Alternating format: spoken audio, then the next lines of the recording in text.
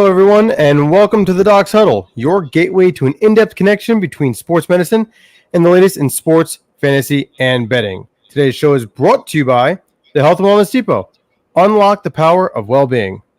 With me, as always, Dr. MJB, the legend, and CJ, the sports enthusiast. What's going on, gentlemen? Not a whole lot. Happy to kick off the fantasy review. That should be fun. Absolutely. Today's episode is going to be on our halfback and defense rankings for fantasy football, the long-awaited fantasy ratings. So hopefully this gives everyone some insight as to who might be the best pick at whatever selection they may have during their fantasy football drafts that will be coming up in the next few weeks. We have some fun shows coming up. We have this one today, and future shows will consist of ranking quarterbacks, tight ends, kickers, as important as they are. And so we're going to be reviewing all of these position groups, and then we'll be concluding our fantasy heavy shows with a live show of our own mock draft, but not even a mock draft, it's our true draft for our inner fantasy football league. So today we're going to start with the running backs, and I would like Dr. MJB to start us off. So talk to us a little bit about what methods you look into, Mike, on making your decisions when ranking these halfbacks. Yeah. Before I get into my criteria, I just want to say I am grateful that football is back. Listen, there's a time when the season ends and the time till it starts that you just, as a guy, you're just trying to figure out what to do with your free time. Weekends, you have to try to find ways to fill them up. So I'm glad football is back. In terms of my criteria, I kind of assessed running backs from last year, seeing how productive they were, see what system they're currently on or in at this moment, and then kind of project them based on what I think that they would kind of produce this year. So it varies. A portion of it stems from last season. A portion of it stems from maybe their injury history. And then a final component to it is what team they're currently on and the pieces they have around them. So with that being said, I'll share my screen so you guys can see my rankings.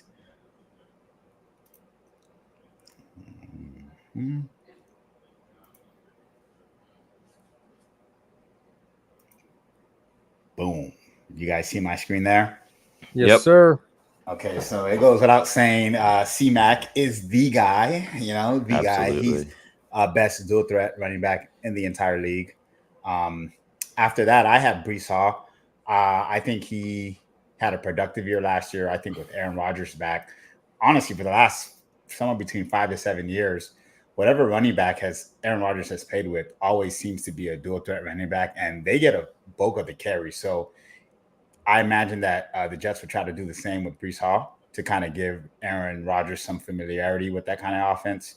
I have Bijan Robinson, who I think is a stud. I think he'll do a lot more. Jahmyr Gibbs, both of them, I have them interchangeable, Bijan Robinson and Jahmyr Gibbs, just because I think they're phenomenal dual threats. I have them as like one tier below Christian McCaffrey, but kind of equal to each other in the dual threat game. Derrick Henry, I had 5th overall. I know it seems crazy because he's playing with a dual threat quarterback, but I think Lamar's biggest problems in the past has been when he gets in the red zone scoring passing touchdowns. So why not, take the ball away from him and just hand it to the big guy? And in Lamar's words, go big guy, go big guy, go. Before you move on, so let's talk real quick about the top 5. So you made some interesting comments. So with Breece Hall at your number 2, right? Mm-hmm. You said that you have Bijan and Jahmyr as like about the same level, and because they're dual threat. Now we're doing our rankings because with the PPR in mind, right? Because we run a PPR league. I think most people do. I actually don't. I've never met someone in the last 2 or 3 years that does a fantasy football league that's not PPR. I know that still exists, but PPR is definitely the more common, which I also find more fun. Now, do you believe that Breece Hall is just going to be better rushing the ball, or do you think that he also gives that same dual threat? Because I think he does. I think he's right there with Bijan and Jameer as that dual threat. He was one of the leading receivers for the Jets last year. So I think that PPR, he's right up there. For sure. Yeah. And and for those who don't know, PPR is points per reception. But thank you. I absolutely think that he would. And I think that rushing the ball, we got to see what he can do there. I don't think we've seen his potential with passing the ball because, frankly, the people throwing him the ball weren't, adequate passers. So I think that he will take a step forward in that regard and really show his capabilities as a dual threat running back. So you're saying that Breece Hall is going to take a step forward? Oh, absolutely. I think he's a dual threat, and I agree with he's going to continue to get better. One stat I'd like to throw out there is that Breece Hall had the most receptions for a running back in the 2023 NFL season with 76. So with Aaron Rodgers, I think that dual threat becomes even more lethal with him. So yeah, I definitely think that he'll be a huge dual threat. Yeah, I agree. Now with my next 5 guys from 6 to 10, Kyren Williams and Travis Etienne, I'm banking on potential.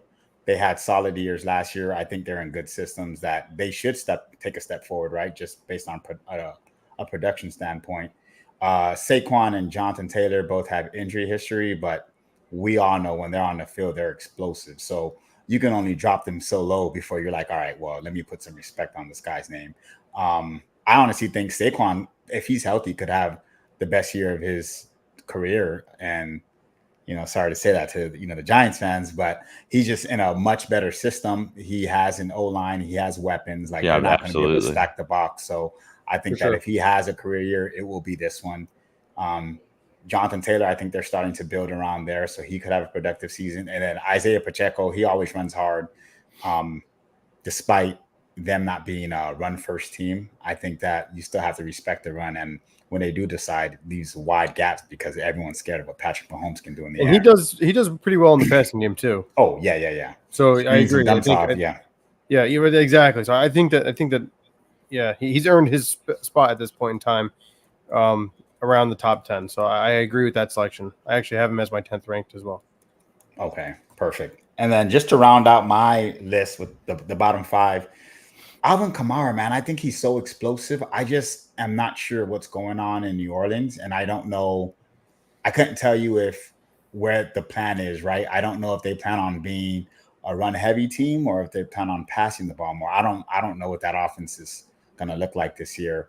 But because of his capabilities alone in either one, right, whether they decide to run it more or pass it more, he will be involved. So I have him at 11. I think James Cook takes a step forward for the simple fact that Buffalo has receivers, but they're still getting acclimated, and Josh Allen's going to take some time there. So it's only right that they would rely on the run game heavy. And I see him as his brother, man. He can do it all as well. So I have James Cook 12. I think Joe Mixon's in a good spot in Houston because of all those weapons and then O-line. Rachaad White, I think if Tampa's going to be successful this year, they're going to kind of do what they did last year, right? And run the ball heavy and have Baker Mayfield play off of that. Yep. And then I have Josh Jacobs rounding out the top 15, even though I think that Green Bay will split carries because that seems to be their MO, and that's what they've done the last couple of years. I do think he'll get the bulk of the carries. And that's my top 15. What do you guys' thoughts? Yeah, I mean, I think Josh Jacobs is going to be really productive because even though they've split carries in the past, Aaron Jones being their running back previously, he's had a great split of production and fantasy along with the other running backs in that backfield. He's taking the bulk of it being the lead. So he's going to be the lead. Travis Etienne, he had 1,400 yards the last 2 seasons, so I think he's going to have another great season. So I really like him also. But overall, I think the list is good. I could jump in here before I throw up my list, see what Mike has to say on yours. But I mean, not to interrupt you. Before you jump in with your rankings, I think everything was pretty spot on. I mean, I have some subtle differences and nuanced type of thoughts, but I'll explain that when we get to me. one guy that I'm very curious to see if he's also in the top 15 for Christopher that fell out of my top 15 is Alvin Kamara, for what you said. His production has gone dramatically down. He's now at the age where we know this is the reason why running backs don't get paid, because, you know, he's now in that age year where we're expecting decline in production, and it's already started last year. And not for nothing, based off of like just the team around him, like I don't think they're going to do all that much better. So, will he be a running back too? Yes, but guess what? We have 15 guys here. I don't have him as my I'm not picking him as high. You know, he's certainly not a running back 1. I think he's a low end running back 2 flex option, my opinion. Okay. I mean, and he was the one guy that I was just like, I just thing is, every year I pass up on him, and he still manages to somehow. Maybe it's just when I play him week to week, but whenever I play him, he manages to put up numbers. Well, I think his value comes in because it is a PPR league, right? So like again, and last year's good. Exactly. Yeah, last year he had the second most receiving passes at any running back, and then Christian McCaffrey had third. So, you know, he still gets those touches. So, yeah, with the PPR league, I think he's going to put up those points. And I think New Orleans is probably one of the biggest question marks. So I agree with you there, Mike. But I think he'll manage to still be definitely a RB2. I mean, and depending week to week, maybe even a little bit better. Yeah. So let's see. So Chris, I want to see like what are you thinking that's so dramatically different than MJB on this regard? Let's see here. Can you see my screen? Yeah. Yes. All right, so I might need a magnifying glass, so we'll figure it out. Oh my God. Yeah. So, damn, just getting lit up right now. All right. So, yeah, Christian McCaffrey, pretty obvious, I think. I think, you know, you had Breece Hall. I'm putting Bijan Robinson up there. I think the biggest one for me is I'm taking a chance with Saquon. It's basically going off of what you're saying. I have him at third, but it's because it's literally what you're saying. I think it's going to be his best year. I think the Eagles are just such a good offense. Like their team is stacked. Yeah. So with him now having one of the best offensive lines, which he has never had, being on the New York Giants in the league, I think he's just going to have an unbelievable career or season rather. So, you know, I think that's huge. And then same thing goes with Derrick Henry. You know, Tennessee, he was playing with Ryan Tannehill and not amazing offense. Derrick Henry was their offense. Now you go to the Baltimore Ravens with Lamar Jackson and the entire squad that they have there, he's just going to pound the rock. I mean, I don't see how he's not so successful. We already touched on Breece Hall. I think he's going to be a great dual threat. Kyron Williams, I had him last year. I think it was a great pick. As long as he's healthy and good to go, I think he's going to also be really productive, and I think he's going to be a great RB1. Jonathan Taylor, like you said, the culture's starting to build around him with their quarterback coming back. I think that they're going to get more production for him, so I could see him going off. And I don't need to go through every single one of them because we touched on them. But Mike, for you, I know we mentioned Alvin Kamara. I do have him at 11, which actually I think is the same spot as MJB. So I think he's still going to get the touches in the receiving game. So he'll still be productive, you know. And then I don't know. Every year, Aaron Jones, I know he's not on Green Bay. It's going to be a different look for him. Every year he manages to still be good. I think he's going to just put up numbers. I always like him as a fantasy running back. So I think he's going to be productive. No, that's a solid pick. Yeah. No, I'm an Aaron Jones guy. If he manages to stay healthy, he's definitely he just squeaks into my top 15. Travis Etienne pick for both of you guys making it to the top 10. I like it. And I'll show you mine shortly. But he just missed my top 10, but he's in my top 15. Thing is, for him, I always have him so high, as do many other people. And then I feel like the fantasy production, it's just not right where I wanted or expected it to be. It's just a little less, and the likelihood is because of the Jaguars' issues that they had on offense and things that especially happened last year. But this year, if that offense can really get rolling, I think that he really could be that breakout fantasy player. So I like him a lot. I think so too. I agree with that. Yeah, definitely. You know who actually scares me, even though I have him on my list and yours, Chris, is Jonathan Taylor. I think for as it's such a hit and miss with him. Yeah. Well, I think it's gonna fall more on Anthony Richardson, man, because he did some nice things in his rookie seasons, but he didn't by any means show the league that he was a great passer. So I'm afraid that if he doesn't take a leap forward, they're going to stack the box because they're going to be like, well, he's only going to use his legs and they have Jonathan Taylor. They're not going to pass. Yeah, I mean, I think they had, what was that whole contract debacle? And he was not really on the field. So like that, it was such an off year for him. The previous years, he was so productive in fantasy. He was top 3, top 5. Mm-hmm. So I have him at 7. Yeah, if he stays healthy. So I'm going off the fact that hopefully they're healthy. I'm going off the fact that they're going into the season healthy right now as it stands. And, I could see him being in that 7th spot because I think he could try to get back to that production that he had in those previous years. Yeah. And I see what you're saying. Definitely need something from Anthony Richardson. But, I think that the window is pretty big for him to have success this year. Yeah, I agree. I have him at the 7th spot too, which I'll show everyone in a moment. So I agree with everything you said. You can make arguments that he could be top 5. I couldn't put him there.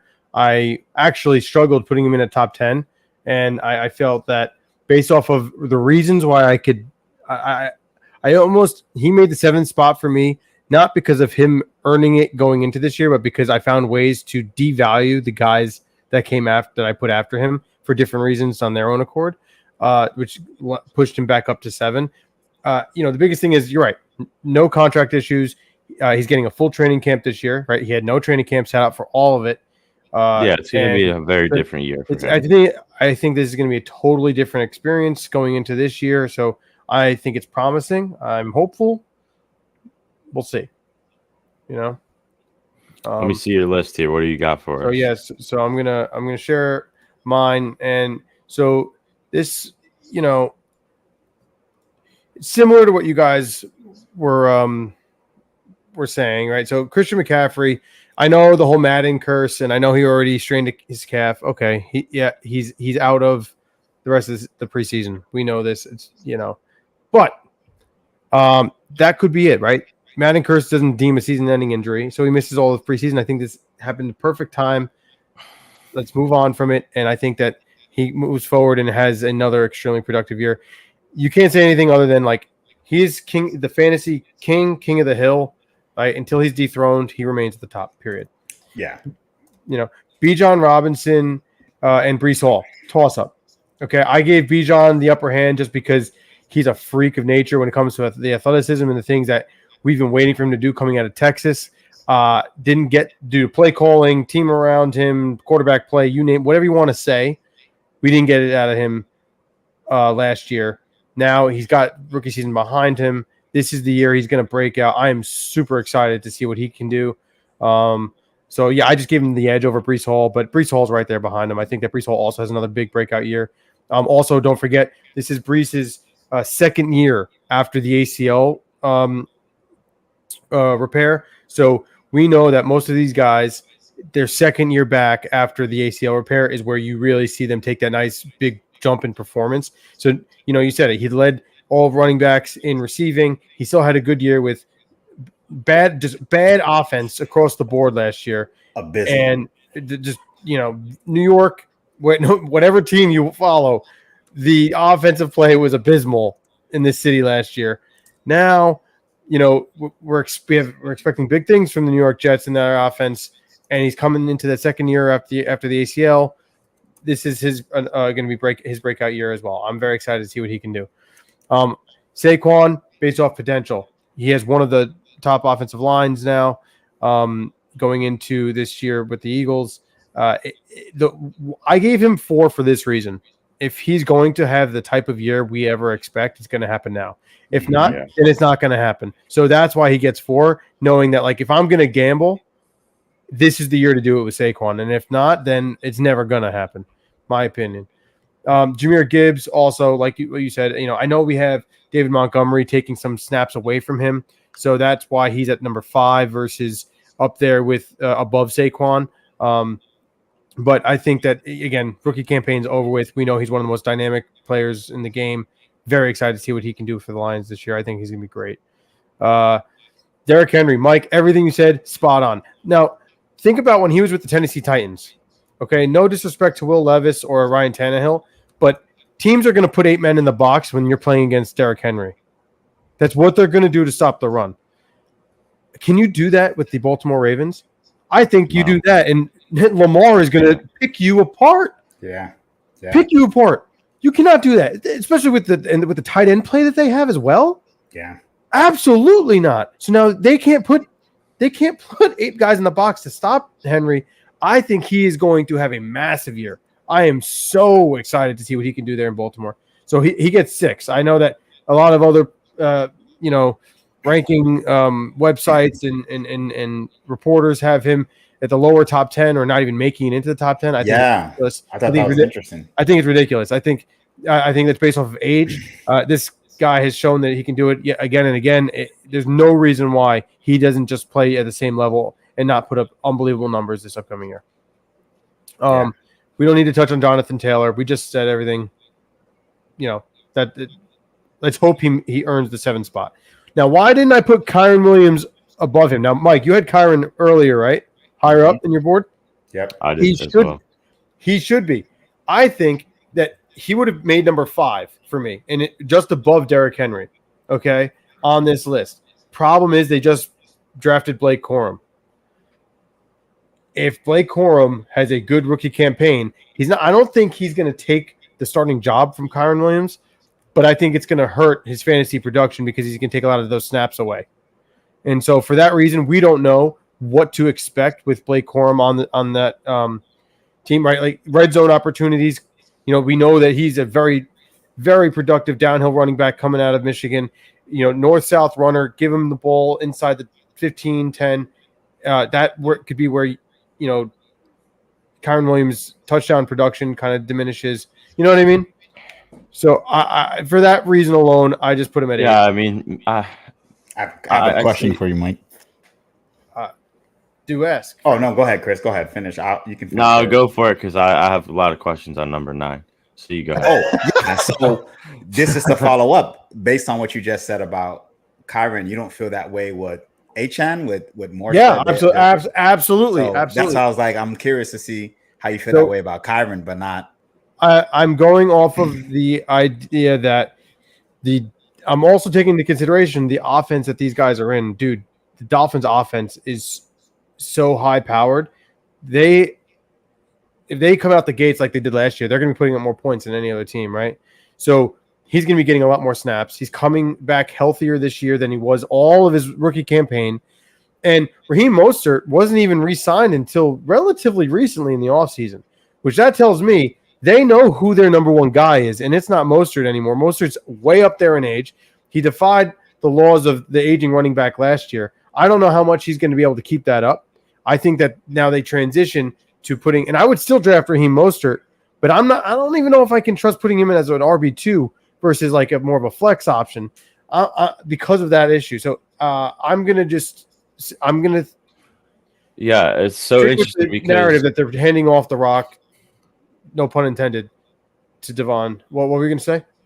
It's just interesting. I have a hard time with it because I'm just going based off of ESPN. Miami Dolphins depth chart as of right now has Raheem Mostert listed over him. So I'm just going to go with the mindset that it's going to be more of a split. Well, if you remember, all depth charts that have come out in the last week are all unofficial, that are produced not by the coaching staff, but by the team's public relations departments. So if you go on and you are looking at any of these depth charts, they're not official. So like anything that you see, if you go into the New York Giants right before I went to the preseason game on Thursday, and I'm trying to see who slotted in where, it means nothing because they still haven't even, these teams have barely made cuts yet, and the coaches, so like the coaches don't even see what these depth charts look like. So yes, I think that ESPN probably gave the seniority to Mostert and said, hey, this guy was our lead back last year. They re-signed him, and they're just going to assume that they're going to operate the same way. After week 2, I don't see that happening. But I could be wrong. I'm not in the front office either for the Miami Dolphins. But we'll see. And I can see that. If I'm the Dolphins, I wouldn't pull away from it just because we've seen where 2 back systems kind of flourish more than pounding the rock with one guy. So I mean, if it does mean Achane, that means fantasy wise, his value definitely skyrockets. But I could see them being like, you know what, it worked for us last year. Like, let's kind of piggyback off. Oh, I'm not saying that Mostert isn't going to get a lot of the carries. Like I'm saying that their offense is just going to be so productive that they're going to have, like last year they had 2 running backs that from the majority of the year literally were RB1s off the same team, which is unheard of. Mm-hmm. They have every reason to operate in the same manner going into this year. It's just that I think that now instead of it being 60-40 Mostert Achane, I think it's going to be 60-40 Achane Mostert. That's all I'm saying. I don't think that we're calling Devon Achane the new, RB1 and only. He's not like going to be taking the bulk of the carries like Saquon is in Philly. That's not what I'm saying here at all. Yeah. And I do like Achane. I think he's phenomenal. So yeah, for sure. Pacheco, like I think we all had him right around 10. I think that's a perfect landing spot for him. So if you're sitting in the back end of your draft, and you're in the first or the second round there, and running backs getting thin, I'm definitely considering Pacheco because he is going to be another workhorse for that Chiefs team. I think that's a safe pick. Etienne, a lot of potential. I had him down here at 11. He could jump right up above Jonathan Taylor, right? Like with all the production that he may have this year. I just don't know. So based off of where I felt a little more comfortable, I had him still in my top 15. And if I'm drafting him again if I'm drafting him as an RB1, I'm a little weary. RB2, I'm ecstatic. I think he's a very high-end RB2, low-end RB1. Josh Jacobs, dude. What are your thoughts on him? Listen, I think he should go up. That's what I think. He should go up. Thank you. He should play fantastic. They also paid Jordan Love, so he's their guy. Like, that's obvious. I'm a huge Jordan Love fan. I think he's going to be awesome. So if they already have him with the passing game, and then you can give the rock to Josh Jacobs, I mean, I don't see how he's not productive. The only way he's not is if he gets injured. That's it. Yeah, and for all of us, that's the only reason he's lower on all of our lists is because of the injury history. Otherwise, when he's healthy, he's a monster. Yeah, 100%. No, absolutely. It's just all about whether he's to be healthy or not. But I think if anyone is going to prolong Josh Jacobs' career, it is with the Packers because they do a good job at, you're the guy, but we're also going to spell you enough to allow you to be fresh when you're in the game. And I think that's what he needs. With the Raiders, it was like, let's keep giving him the ball. And I don't think it fared well for him. So no, I agree with everything. Listen, he should go off. Period. Yeah. And then lastly, I don't have to get into detail on every single guy on my list here. Just Joe Mixon, I hope that he continues to have good production. I mean, he's in the backfield for a very, very exciting Houston Texans team. I think that he's going to have decent fantasy production. I'm expecting good production with him too. Yeah, and then James Cook, that's all potential, right, Mike? Like you said, like he made the 15 based off of the fact that he's the number 1 on the Buffalo Bills. Yeah, and I'm iffy on that one. I'm definitely iffy. Like, again, he made the top 15 because he's the number 1 on the Buffalo Bills, and what it should still remain to be a relatively high-powered offense, despite the fact that the wide receiver room is looking very bleak. Keon Coleman has to now, as a rookie, carry a lot of the weight on his shoulders. I think to help offset that, they're going to rely on James Cook a lot, as well as Jonathan Allen's legs. Therefore, that spikes up James Cook's fantasy value in my eyes. I put him up at 14. And then Aaron Jones, when healthy, he can get the job done. I think that they're going to need to hand him the rock often. based off of the fact that they had the rookie and JJ McCarthy taking snaps there as the QB1. Mm-hmm. You know, so before we move on to the defense, okay, I prepared the Doc's gambling section of today's show, which I am looking forward to doing with you guys. So basically, what I wanted to do is I found 3 guys, 2 of which were based off of injury, which is very, very conducive to our show, and then 1 just based off of the team around him on players that are going to be ranked relatively high at the running back position, but you might want to stay away from due to what their past has shown, whether it's injury or not. And I want your guys' thoughts on it. I'm going to explain my thoughts, and then I want your guys' feedback because these players are going to wind up on the board, and it's going to be like, hey, do I take this guy or do I not?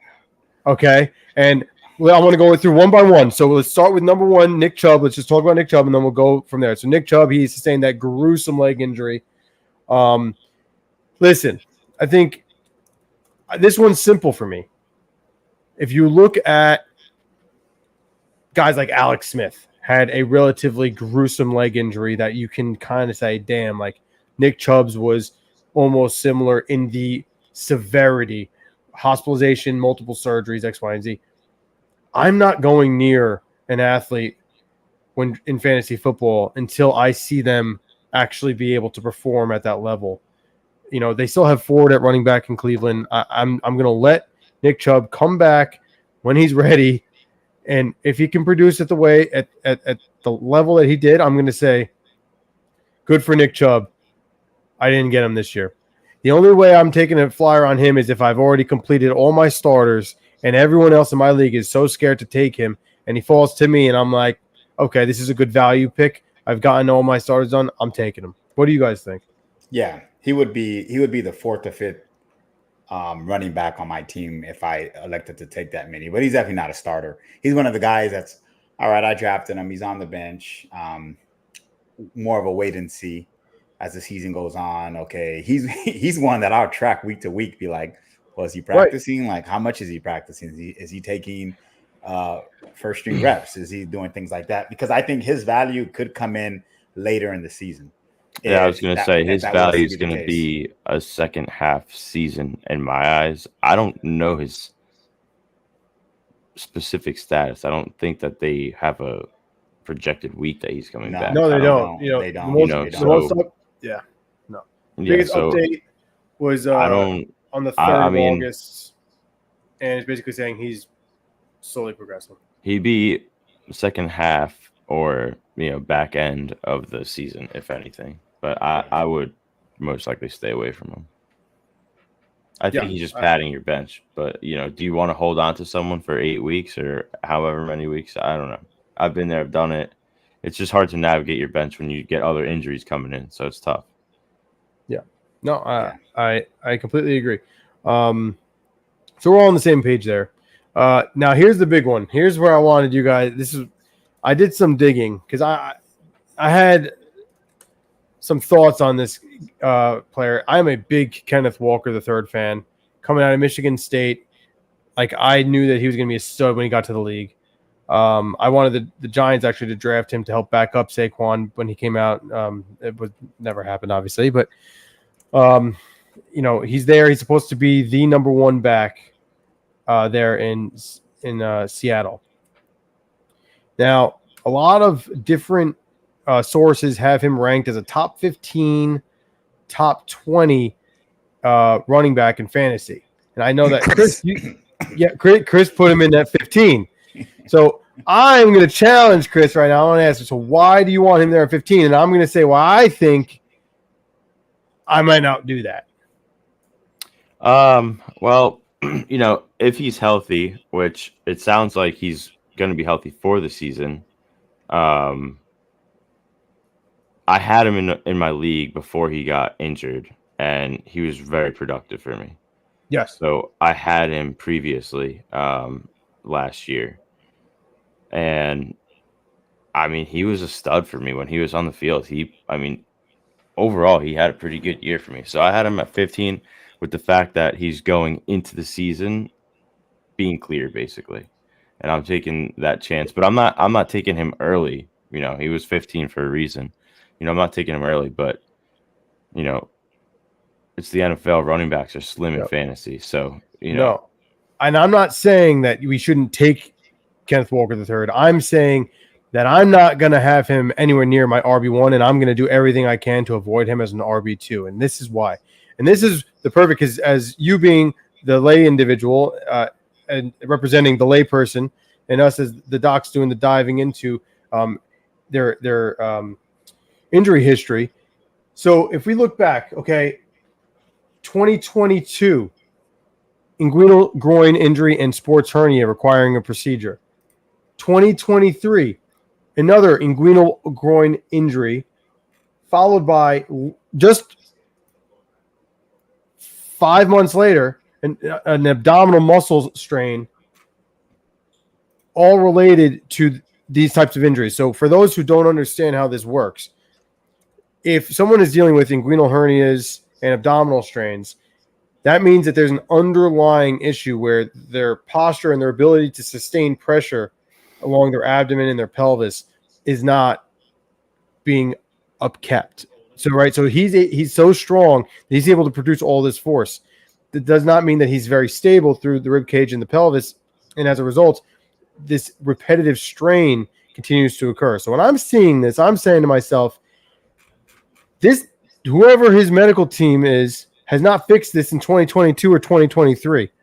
So going into 2024, I have no faith that he's going to get through 17 games without something coming up where he deals with a hamstring injury, which he's had in college, an abdominal injury, a groin injury, or inguinal hernia type thing. They're all going to be related based off of the same cause. So for me, if I'm taking Kenneth Walker, I'm saying, okay, I'm taking Kenneth Walker in hopes that I got him for 11 games. I know he's missing games. He has not played a full season yet in the NFL. And injury history on these types, look, hamstring strain. And he also has this the same ankle sprain twice. Now, that's a little different, and I'm not as concerned about the ankle sprains. Those things happen. But, like, the ones that have this underlying cause for injury are ones where I'm going to be a little bit more hard-pressed to, stay away. What are your thoughts, Dr. MJB? No, I agree. I mean, I still think, even despite those injuries, the fact that when he's on the field, he's productive, which warrants him a decent grade. So when I saw him on Chris' list, I wasn't too concerned about it because I had him at a lower end running back. So I imagine whatever league he's in, they're looking at him as a tier 2 running back. And I think that's a perfect spot for him. The injuries, are something that kept him off my list. But if we had expanded our list to maybe 20 running backs, he definitely would be on mine. The good thing is that these injuries that he's had aren't like season ending, but the issue is when these injuries start to pile up, now they become problematic because they become reoccurring and more often. And that's the thing, like the underlying cause has not been fixed. Exactly. And then that's when you want to shy away from it, because now these injuries that may appear to be minor in essence are becoming a long-term problem, which could eventually lead to something that substantial chronic time off the field. Yes. And that's where my mind, right? Like, oh, what does this mean for this year? Hamstring. Oh shit. Now I get the hamstring better. Come back. Boom. Groin. Boom. I see what you're saying, and it's possible, but I challenge both of you with the fact that the 2023 NFL season, Kenneth Walker only missed 2 games with the oblique injury, and then in 2023, I believe in 2022, 2022 and 2023, he only missed 2 games in each of those seasons. So maybe it's been a nagging issue. Maybe it's trumped some of his production, but overall, I mean, he's still playing. Yeah, but then again, that goes back to what I said. I didn't say he was going to be out for the season. I said I'm taking him, I'm drafting him, expecting 11 games, not 17, and I better, what I'm saying, like, and that's with me with the idea of the prevalence has increased since college to now, and I think that it's going to continue to increase based off of the trend. But those are my thoughts. Don't the Seahawks run running back by committee or? I think they do. I don't know what's going on there now. He was getting a heavier. Who knows what load. to expect? I don't know what's going on over there now. I think the whole world's waiting to see. But yeah, we'll see. And then lastly, what are your thoughts on Najee Harris? I'm not even going to say anything. I just want to know. I want your thoughts. Well, MGB take that one. I'm going to be a little biased here, and it has nothing to do with anything. I just was never a huge fan of Najee Harris. I think he's a decent running back.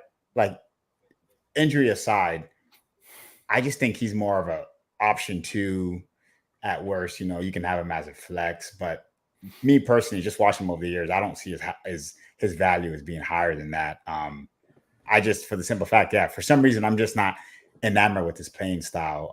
So then when you tack on injuries as well, I just don't. He's not a guy that I would take. Now, if he's there and I need a flex guy or I need a potential bench running back, I'll take him in a heartbeat. But me personally, I just don't have. I'm just not in love with him as a player. So for that, he'll be on the board still. Yeah, I mean, the other thing is, when I draft these players, I think when I first started fantasy, I was drafting a player based on the player. Now I'm drafting it not just based on the player. I like to look at the full team because I've seen a lot of bad production from great players, and I think it's a team thing. Mike Tomlin always has a winning record, right? But the Steelers, for example, they were struggling last year. So is Najee Harris not getting production because they're just not having it all together? Is it from him? I don't know. I think it's a really risky pick altogether, and just his history in general. So I'm probably shying away from this pick. I'm not trying to pick Najee if I can avoid it with better options. One more thing before you go, Mike. We've always talked about running back by committee. Listen, Steelers have a bad man. Thank you. Yes, I was hoping someone was going to say this. He is a bad man. And I am drafting him before. Yes. Yeah, I think, believe it or not, I think he's going to get the bulk of the carries. If you just watch the Steelers game, stud. If you watch the Steelers game, there's a huge difference between the two, dude. Like, one's trying to be finesse, even though he's big. You got another guy that just, hey, I'm trying to run through you. I'm a truck. He's just going to hit the hole and go. It's night and day difference, dude. I Jaylen Warren should be into it. Thank you. Jaylen Warren should be picked before Najee Harris. Dr. Mikey B says so. Yeah, no, I agree with that one. Jaylen Warren is a bad man, dude. I watch him play. I'm like, I was really hoping someone was going to. How is he not starting? See what I'm saying? Yeah. He should be starting. I have no. Yeah. Is it because of draft grade? All right, we're that far out from the time in which Najee was drafted. It's time to give Jaylen Warren the rock for the bulk of those carries. So yes, I'm not even like if Najee Harris is still there, despite him being ranked high on so many other sources boards. I'm taking Jaylen Warren prior to Najee Harris. Yeah, period. Agree. I think it's just a matter of time, personally. So, well, with that being said, that is going to conclude the running backs portion for our fantasy rankings. We want to thank everyone for tuning in to the Doc Huddle Show today. Tune in shortly. We're going to be coming back after this short break for our reviews on fantasy defenses. Until then, for Dr. MJB, the legend, Chris, the sports enthusiast, I'm Dr. Mikey B. See ya.